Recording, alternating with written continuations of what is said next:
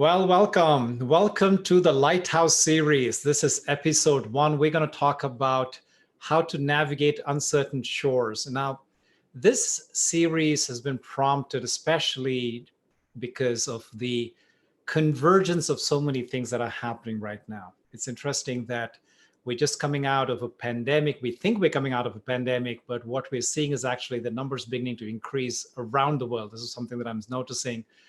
People are becoming lax about it and they're not taking the precautions, and therefore the rates are going up. Hospitalization, the infection rates, deaths are going up, at least even in the, where I live in the United States. I know there's people from all over the world here, but this is a trend that we are observing. So that's happening. That's been going on for the last 3 months, and we are all very well aware of it.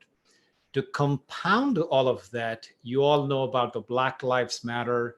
You all know about the police brutality that has been going on in this country, and that has triggered a revolution unlike anything we've seen in the recent history.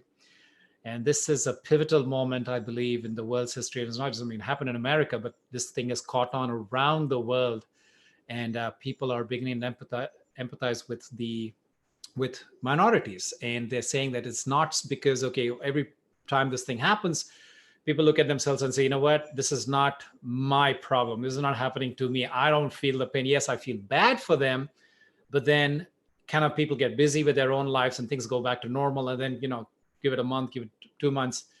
And then it happens all over again. And so this is a time I feel that it's not just, this is not just a thing that we're here to look and ignore, turn the other way. This is something that I believe that is going to give us a lasting change. And I want to talk about that a little bit. And then in the other thing is we're beginning to see catastrophes. We're seeing cyclones, we're seeing hurricanes, we're seeing the fire season has started here in California. And I'm assuming that it's also pretty hot in some other parts of the world, but into the peak of summer. We're not even we're like in late spring, early summer here. And yet we are seeing temperatures unlike anything we've seen before. And so this is all a sign of times, folks. This is all a sign of a need to really reflect on what is my contribution to both the problem and the alleviation of the problems. Okay, so there's not just one problem. And one of my big claim is that this is a spiritual, this falls in the domain of spirituality. If you think about it, the growth of the carbon emissions, if you look at the way that we have plundered resources on this planet, we look at the marginalization of minorities, if you look at the inequalities of the haves and the have-nots, if you look at the atrocities that humanity's is doing on animals. Even yesterday, you must have heard about this massive silverback gorilla that was like the alpha male that was controlling that entire tribe in Rwanda. It got killed by these poachers. And it's something that, there's only 1,000 of those things left outside. As you can see, how greed of humanity can have no limits, and it can do any amount of destruction for its own selfish gains. So all of this to say that I believe these issues fall in the realm of humanitarianism. So I call it, these are all spiritual problems. You cannot address spiritual problem by sitting at the United Nations or writing peace accords and, Paris climate agreements and so on and so forth. There is something that needs to go back into the heart of our being and say, where do each one of us, however refined, however innocent you think you are, ask yourself, how are you complicit to what's going on? And so I want to talk about that. So I will start off with my own story. So one of the things that I've held this long prejudice, now I'll come out and say it to you, this is a long prejudice that the Black people have an affinity for crime. They have a tendency to be a little bit more devious in their way of thinking. So this is my prejudice, right? So this is how I perceived. I said, if you look at the history of how the slavery was created, so if you all watch this famous documentary called Roots, which talks, which is basic about the beginning, middle, and the end of slavery, it's black people who sold black people out. So, so I have that prejudice in my mind as I come into this country, and I'm, looking at what's happening. I'm looking at the incarceration rates, and I'm looking at the brutality that police, and then just the lack of economic opportunity, lack of educational opportunity, lack of business opportunity, bank loans, etc. And then I talk to friends, and they say the same things, like, don't you think that that these people are actually have brought it upon themselves? And so I sat with it. Right? I sat with it. I've been reading a lot of books. I have been watching a lot of very interesting debates happening, both pro and against the issue about, now we're talking about defunding the police, which is a very, very drastic thing, at least for our lifetimes, because, we can't imagine what would be the state of our worlds. We haven't thought about it. I mean, it's not like, it's impossible to imagine, but we haven't actually sat down and looked at what it would be for the police in your area, the police station in your area, to be disbanded. So anyways, I sat through all of this, and I want to share with you some of the things that I feel are something worth considering as you're trying to navigate. And before I say that, before any revolution, it's basically about our own evolution. So we need to first stand up and truly have faith in what is it that we believe in, and therefore then we can create anything, any kind of a movement, any kind of revolution that's worth its salt. So the first thing I want to talk about is this thing called the social contract. So what makes society? Society, as whether you realize it or not, is basically an unwritten set of rules that you, me, and everybody else who lives in our communities has agreed upon, tacitly agreed upon, that we shall behave in ways that are not just celebrating my rights, my freedom, my dignity, but I also shall follow certain guidelines that do not impinge upon other people's dignity, their rights, and their freedom of expression. Right? Now, if you think about that, so people come into this contract, this conscious contract, which is not really, when you move into a community, you're not sitting there with the local police department or with the local mayor or with the governments and signing any document. It's just a mutually understood thing. So what has essentially happened in this country, and I guess with minorities around the world, if you think about it, I want you to look at this situation. Some of you are joining from different parts of the world, and you might say, you know what, we don't have Black people, we don't have the kind of issues, we don't have the revolutions that you're having in your country right now, so how does this matter to me? No, I say that this is a human problem. This is what I was talking about. This is a spiritual issue where it is very interesting. This is another subject that I've actually looked at. The laziness of man. Okay?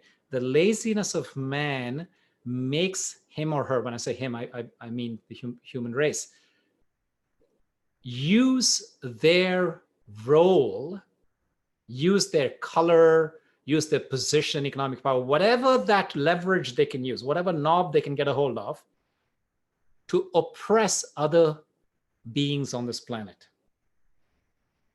So what I mean by that is that oppress other people of other castes, of other religions, of other communities, of other color, gender, transsexuals.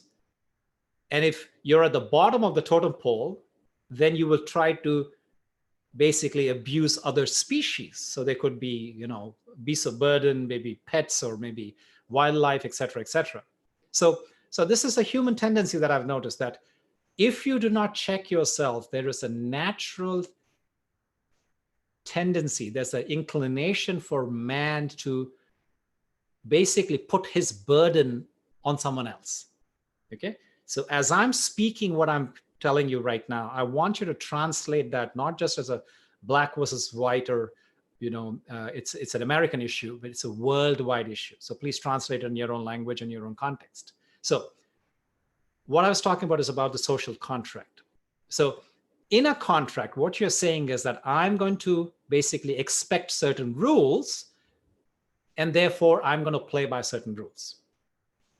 So what has happened to minorities, and it's coming back to this, the context of what I'm talking about here, specifically about Black Lives Matter, is that we expect them to pay taxes, follow the law, obey all other civil orders, civil discipline, civil part of that contract that makes us a society. But then when it comes to us giving them their rights, somehow we are like, we're not so sure, right? You can go into their black church and shoot, which then be a massacre, but then you will say that, you'll find some excuse, or you'll find, you'll become busy with something else.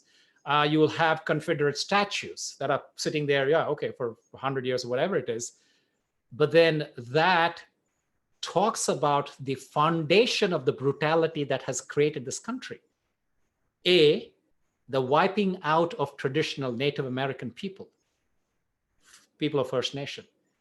And B, so they destroyed those people. Then guess what? Who they had to use to build this nation? It's the slaves.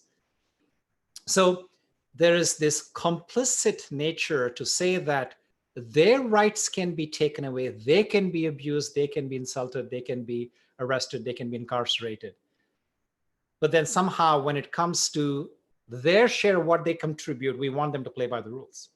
Now, how is that fair? So if you all are holding this opinion saying that, but there is a high amount of crime in that community, higher amount of violence in that community, lawlessness, whatever you want to call it. So this, what I just said, negates that argument, because from the foundation of this country for 400 years, we have not allowed them to benefit from this societal contract. Then how can we expect? We have absolutely no right to expect. So if anybody has followed any rules, paid taxes, became educated, and lawyers and doctors and all kinds of important places in society, it is their credit. It is their creation. It's their tenacity. It's their commitment to see through all of the hurdles, the burden that we have as a society has put on them, and yet they have survived and thrived, go on to become the president of this country as well, while we did not enforce our part of the contract, right? Our contribution to it. So that's the first thing I want you to know. So if it ever comes into your mind and say, hey, but don't they have episodes of violence and this and that, I want you to think of this, okay, what I've just said. Now, the second thing, if you look at the United States military, if you look at the military forces in any country, you see there's an interesting pattern. The minorities will have a majority role in defending the nation, which to me is ridiculous. So why? Why is it ridiculous? Is because, yes, it's a job opportunity for them. But then what we are asking is really, you go out there on the front lines and fight for me to defend my peace and my existence. And yet when you come back, if you come back from the battlefield, you can be brutalized, you can be handcuffed, you can be, house can be broken into by the police using some sort of a fake, some sort of a very illusory claim. And then you have no rights to protect and defend yourself after you have sacrificed yourself to defend my peace and my well-being. Think about that. Okay, so this is true for minorities across. And so it's a very interesting thing. So there's the lure of scholarships, there's lure of job opportunities, there's an economic incentive that we give to these minorities that makes those choiceless, unfortunate people go down that line to defend us with the risk of their own lives and their loved ones. And yet we cannot guarantee their safety when they come back into our societies. So the third thing I want to talk about is, before we start blaming and shaming any community for the squalor, for the violence, for the lack of education, etc., I want you to please think about what is it that you and I, what is that we have done to support the upliftment of that community. So if it's a community, for example, here, okay, so here in this country, these people were bought on, they were bought first, purchased, multi-generations, right? So if you bring in a black slave, a male and a female, not only they were bought for the rest of their lives, but their successive generations that come thereafter were all basically the property of the plantation owner, or the slave master, whoever it was. And so they basically came with nothing. They were basically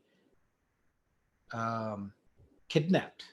They were essentially kidnapped. So nobody actually asked them whether they want to get on that ship, right? So they get kidnapped against their wish to be brought on this thing. And then they founded this, the whole cotton industry and all of the railroads and, so much history around the foundation of the economics of this country is based on the black labor, the slave labor.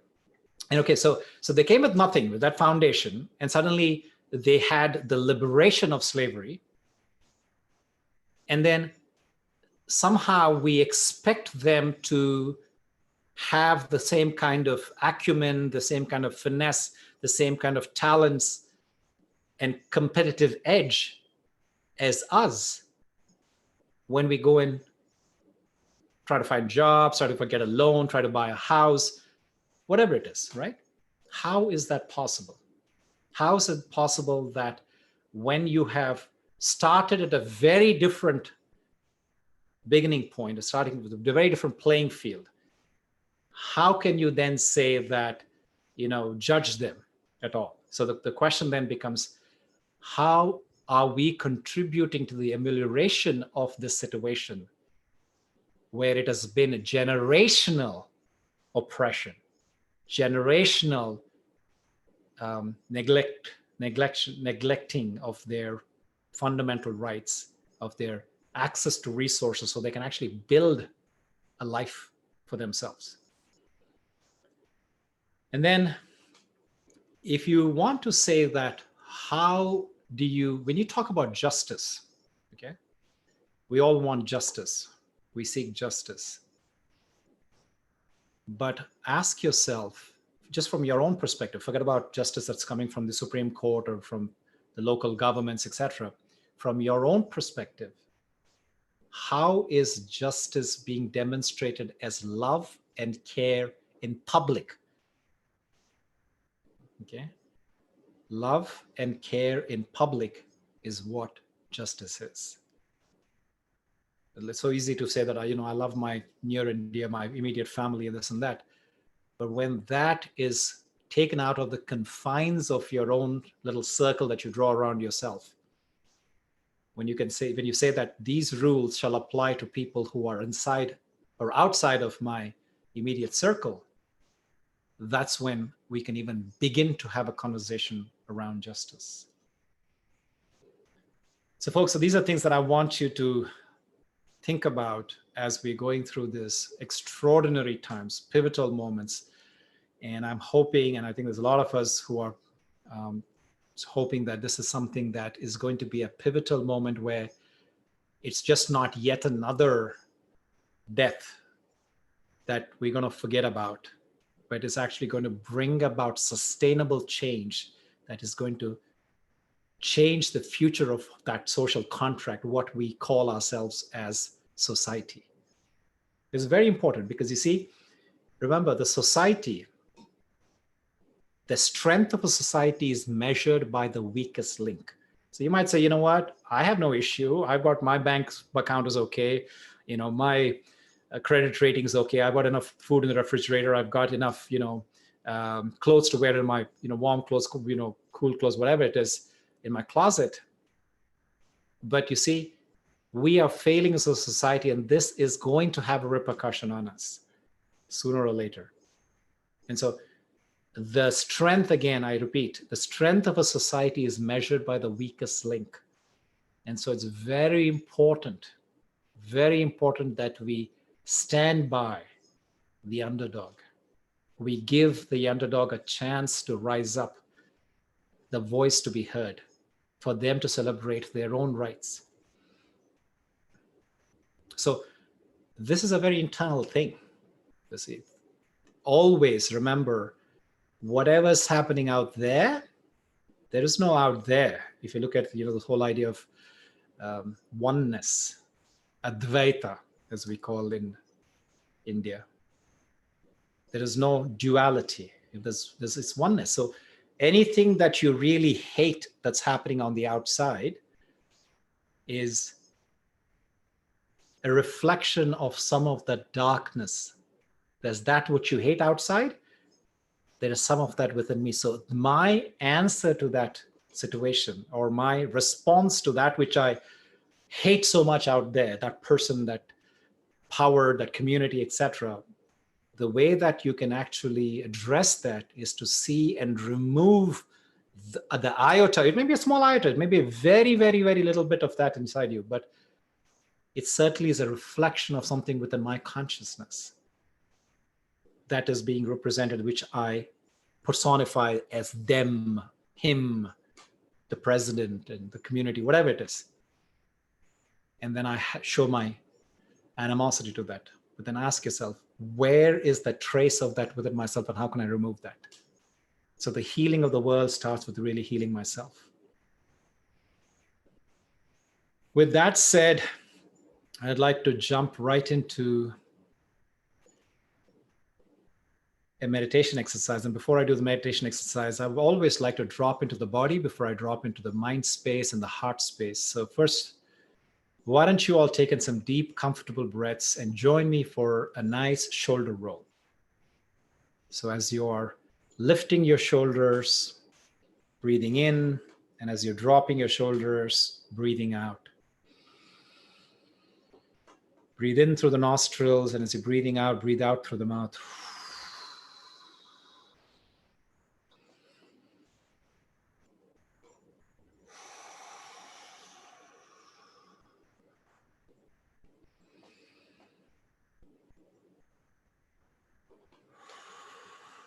See if you can reverse the direction of the shoulder rolls. So when pick up the shoulders, breathing in, and drop it the other direction. If it was going backwards first, now go forwards, vice versa.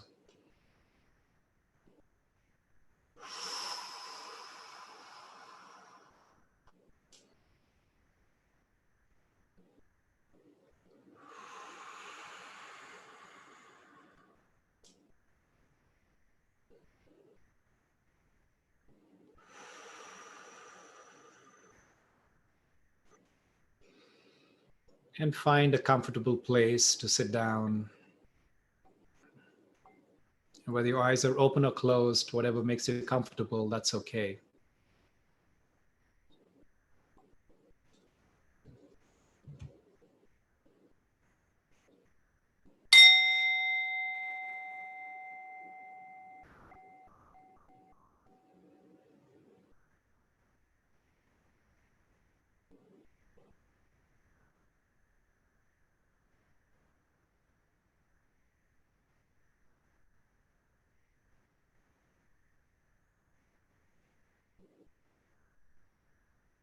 Taking in some deep, comfortable breaths into your belly.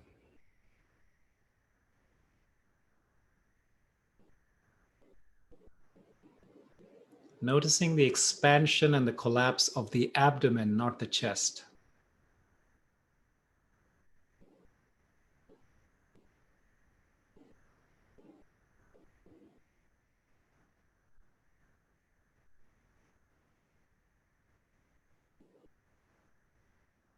See if you can regulate your breathing, breathing in through the nostril for a count of 4, and then breathing out for a count of 6.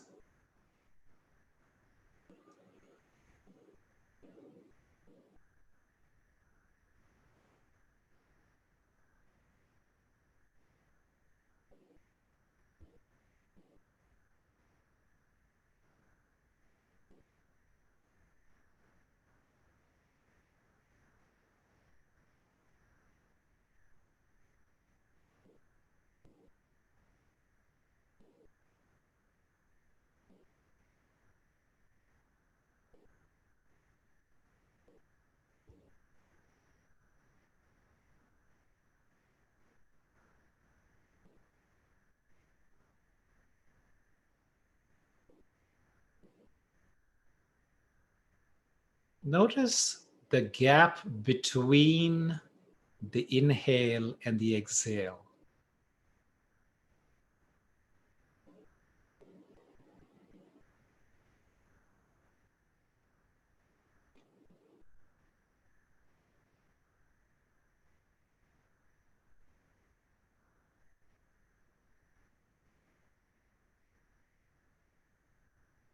See if you can actually expand that gap between the inhale and the exhale.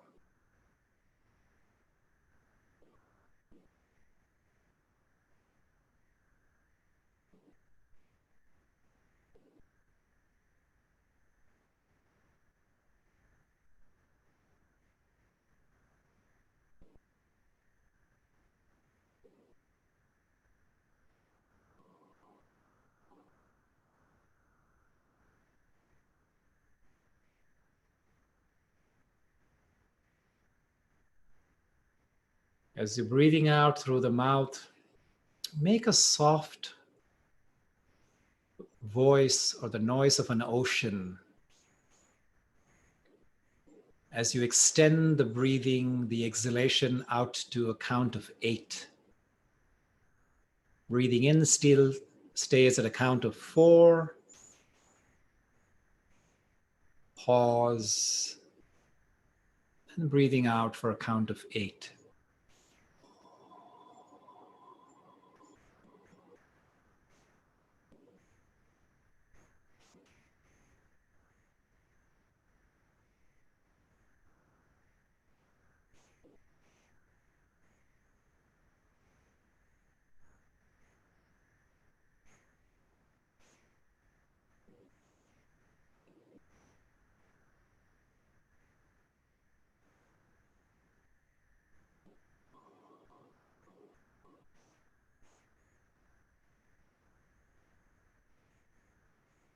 If any mental activity distracts you, just observe it. Don't hold on to it. Don't try to prevent it. And definitely don't get carried away by it. Just observe the rise, and then as you breathe, it will just disappear as you exhale.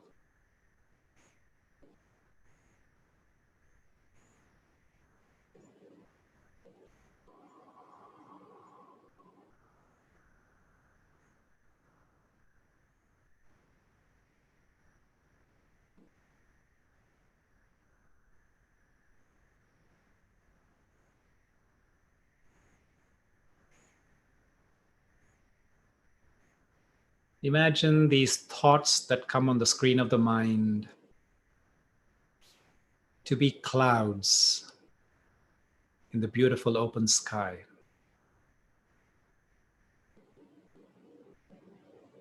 Awareness is open sky.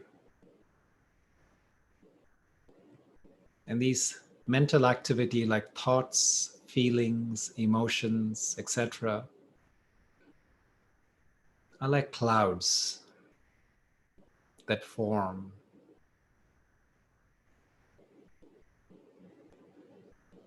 And just like the breeze takes the clouds away, just allow these mental activity to drift out of awareness.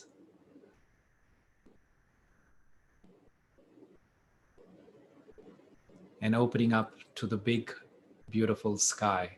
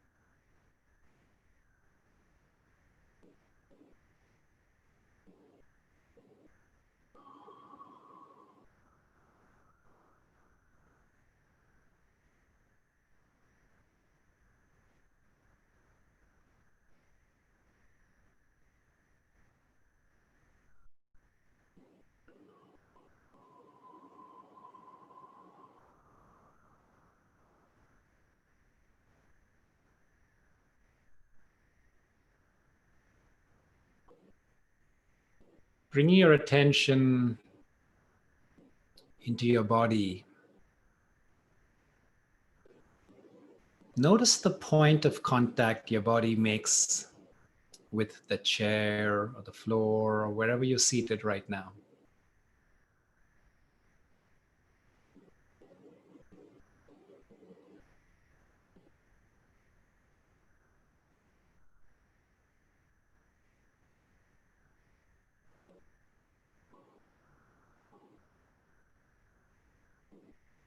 Notice the pressure that you feel at those points of contact.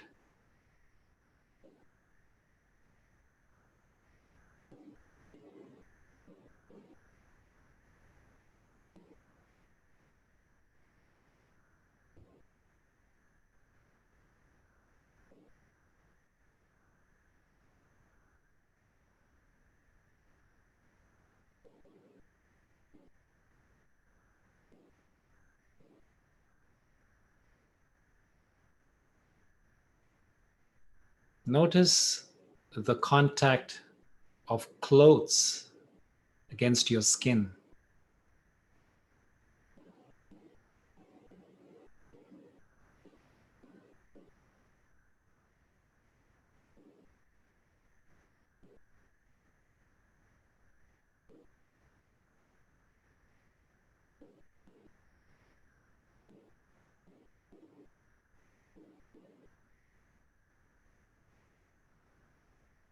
Notice skin itself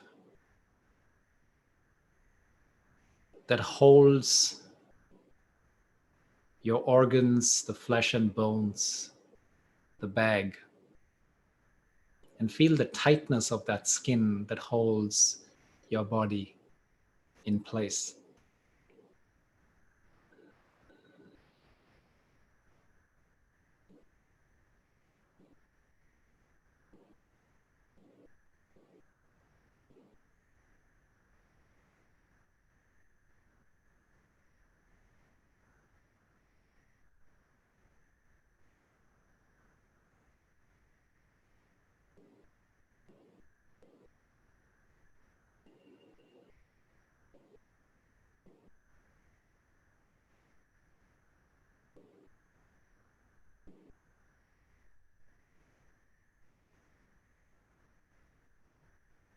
Notice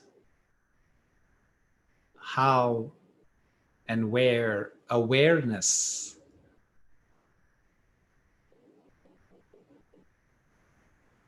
exists within the body.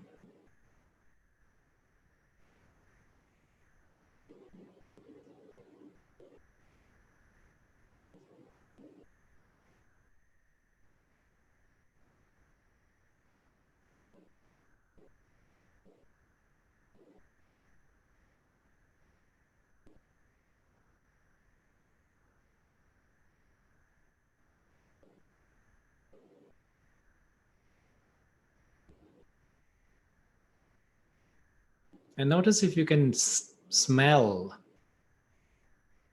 using the nose, using the organ of this body, and let that fill awareness. Just smell.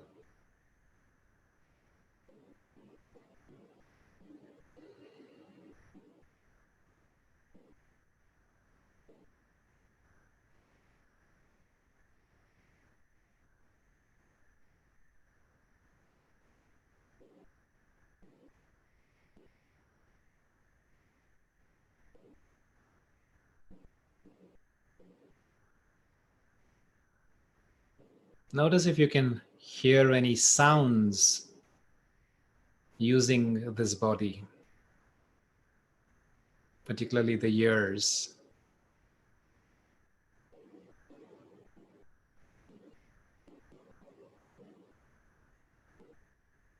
Let just the sound fill awareness.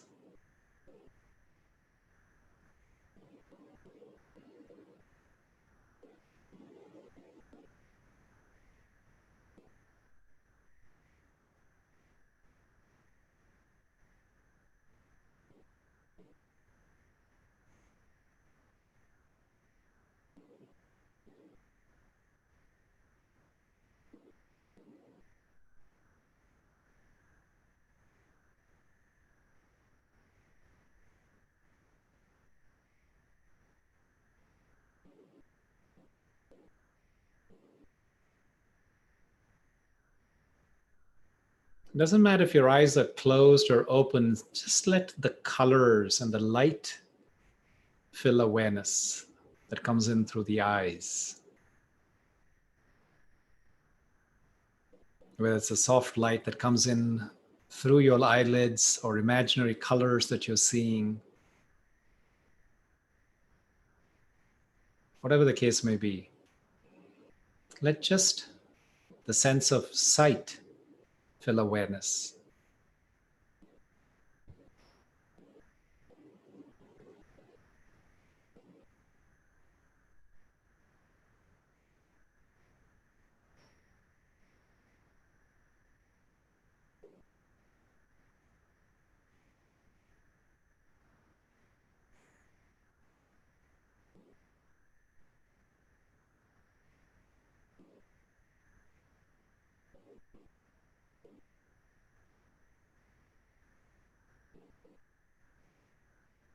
Notice if you can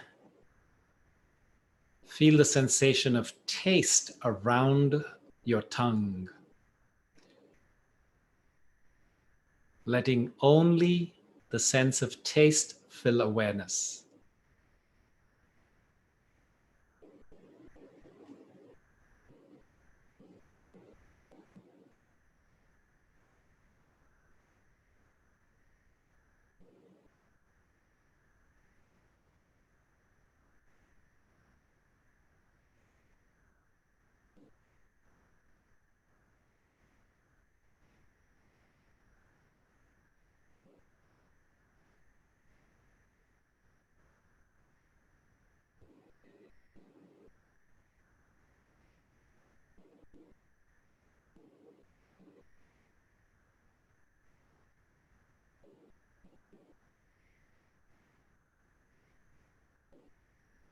As your mind and your body has slowed down,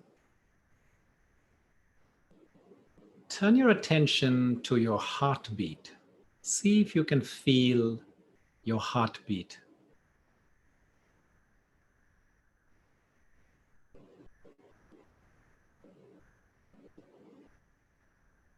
If you need to, put one or both hands on your chest to feel the beat.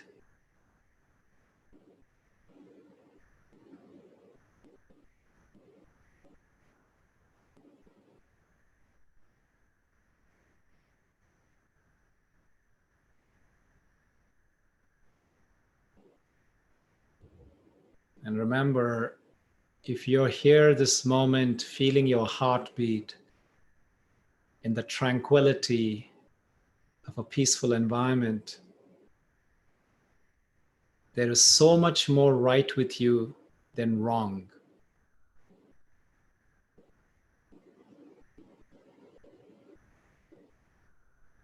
So let us be grateful for all those gifts, for all those blessings, for all those privileges that I have in my life, some of which I may have taken for granted.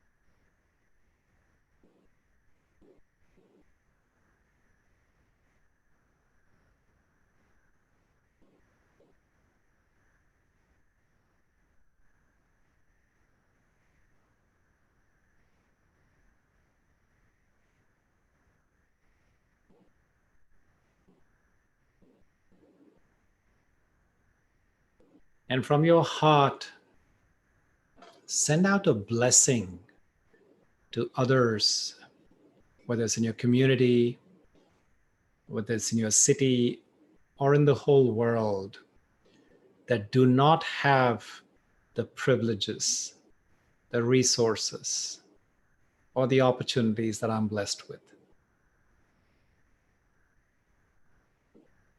May their suffering be removed.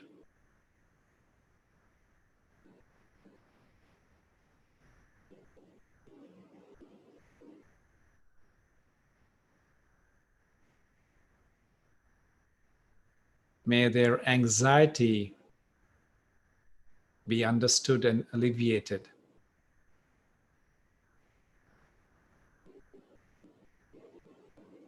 May they too find peace and tranquility.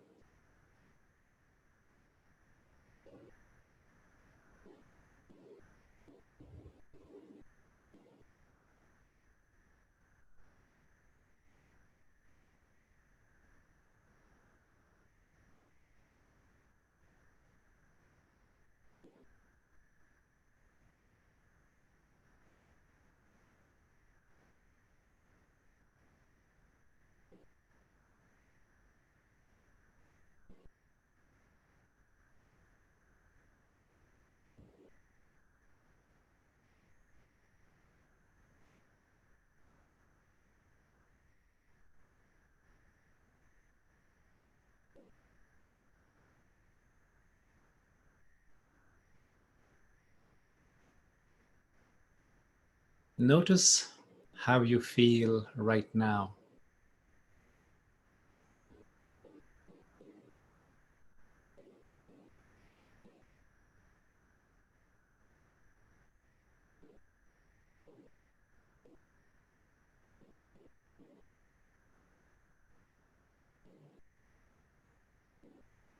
And then ask yourself this question: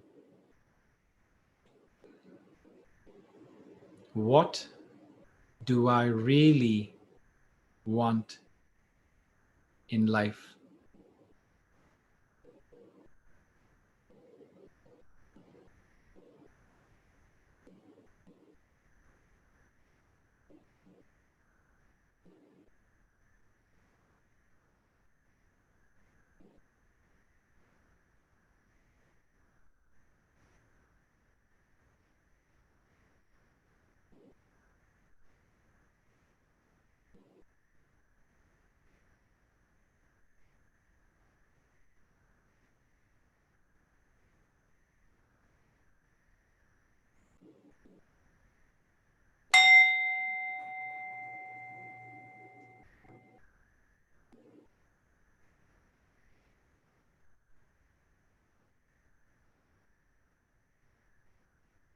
At your own pace, just whenever you're ready,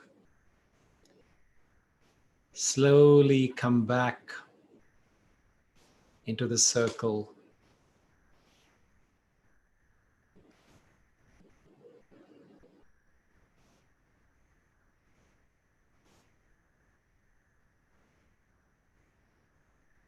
And I want you to share through this chat window, how do you feel right now? And the second question was, what is it that you really want in life? So I'm going to give you all a moment to go ahead and put that into the chat window.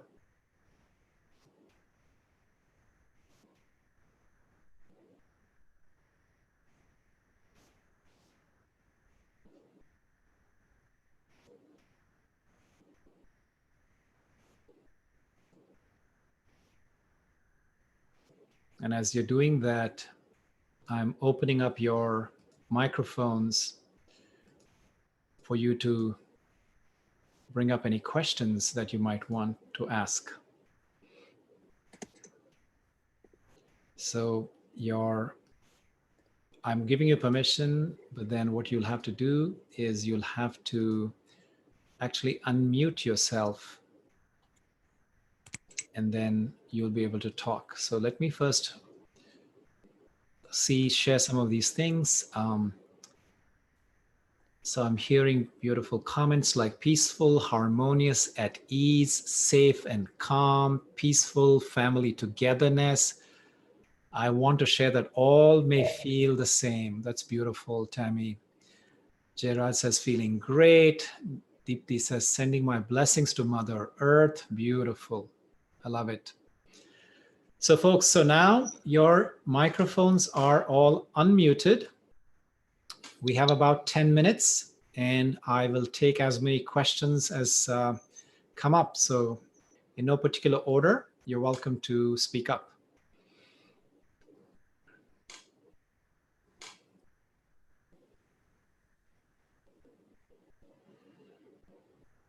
And for whatever reason, if you choose not to turn on your microphone and talk, I know some of you, I remember in the silence retreat said, after this meditation, I don't feel like coming into sound, and that's okay. So then you can, there's a Q&A window. Do you see the little Q&A icon at the bottom? You can go ahead and type in your question there, and then I will read it and then respond to the question that you ask.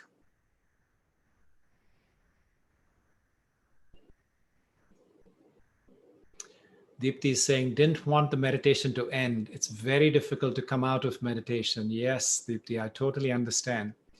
I totally understand, but I also understand the need for community. You see, I want you to know that there are people from different parts of the world. Some places, the quarantine has not yet been lifted, or it has been lifted and it's coming back. Certain cities in the world have far exceeded even Wuhan, where this whole crisis started. So if you happen to be in one of those communities, I do want to honor that you want to feel heard. You want to feel connected with people, which is why I'm giving you the opportunity to speak up in the given amount of time that we have left. Nalini is saying, I want each and every one in this world to help each other to live in peace and harmony. Beautiful. Linda is saying, connectedness to all. I feel loving and peaceful and more understanding of others. Beautiful, Maureen. Okay, great. So those are all comments. Anything that you want to ask? Enjoying the bliss of silence within. Beautiful. Okay, I honor that. I honor that. And if you want to keep silent, by all means, there's no need for you to break something that's really working well, right?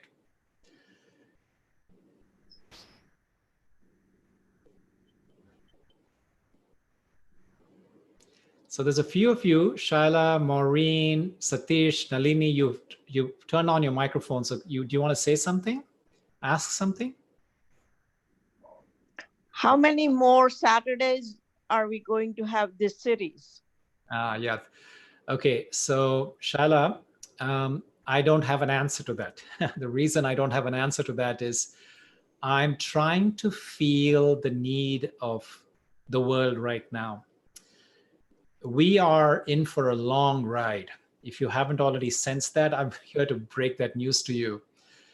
We are going to be in some sort of either fully or semi-quarantine for quite a while now, for several months to come.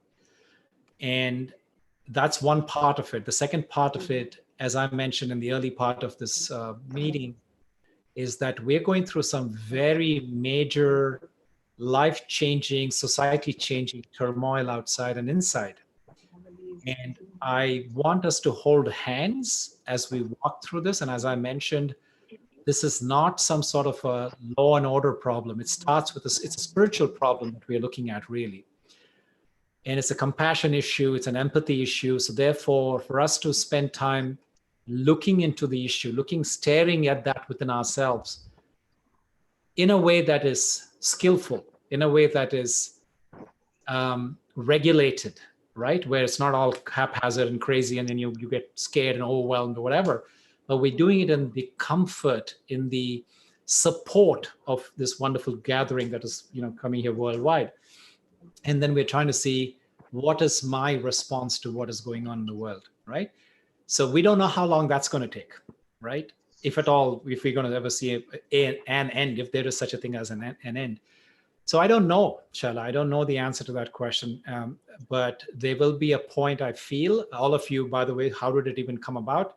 You all hit me up several times asking me to start a series. And so I'm responding. But then I do not want to be naive and believing, okay, I'm, in 15 weeks or whatever it is, this problem is suddenly going to go away. And then we're all going to be running around as if nothing ever happened. I don't believe that. So therefore, I am putting myself open to the needs of myself and all of us. Does it make sense? Yes. Okay. Then there's a Let me tell. then Diksha's asking a question. Tell us what you eat and at what time. So Diksha, so I am on a plant-based diet. So I've been, on this conscious path for the last 20 years since I was in college, and I've decided not to proliferate harm in this world if I can. So any food that is not acquired through violence is okay with me. And on top of that, now most recently in the last 2 years, I've become completely plant-based. So no animal products, means no eggs, no milk, no honey, etc., no cheese, etc. So that's the first part of your question. Then what time do you eat? So those things vary a little bit. I tell you, for the longest time, my discipline has been, I wake up very early. I wake up before sunrise. And so I have a morning protein shake, set about 8 o'clock. Then I have a breakfast, maybe something not too heavy, but something at about 10. I try to get a lunch somewhere about between 12 and 1. And then dinner, hopefully around 7.